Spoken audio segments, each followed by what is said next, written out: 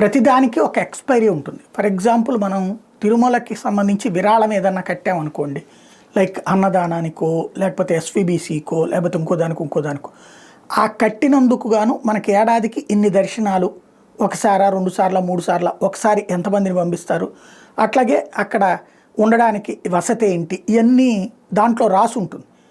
ఒక certain time వరకు ఉంటుంది. 25 ఏళ్ళ, 30 ఏళ్ళు ఇదంతా కూడా ఆ నిబంధనలో ఉంటాయి. అది అయిపోయిన తర్వాత ఆపేస్తారు.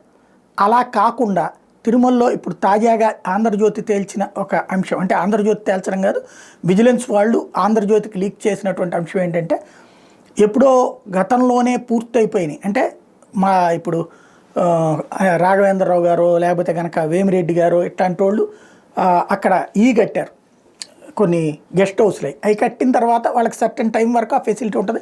ఆ తర్వాత ఆ ఫెసిలిటీ తీసేస్తారు, టీటీడీలోకి శాంతం వాడేస్తారు. మామూలుగా వాళ్ళు ఉన్నప్పుడైనా 40 రోజులు 45 రోజులు ఇచ్చి మిగతా రోజులు టీటీడీనే కేటాయిస్తుంటుంది. అట్లా కేటాయించినటువంటి వాటిని వాళ్ళు టర్మ్ అయిపోయిన తర్వాత, అంటే వాళ్ళకి ఎన్ని రోజుల పాటు ఉంటుందో అన్ని రోజులు అయిపోయిన తర్వాత కూడా వాళ్ళకే ఆ రూములు కేటాయిస్తున్నారు. అంటే వాళ్ళు వేరే వాళ్ళకి ఇచ్చేసుకుంటున్నారు, అది అమ్మేసుకుంటున్నారు బ్రోకర్ల ద్వారా అన్నటువంటి విషయం తేలింది. ఇది ఇప్పుడు దీని మీద చర్య తీసుకోవాలన్నటువంటిది ప్రధాన డిమాండ్.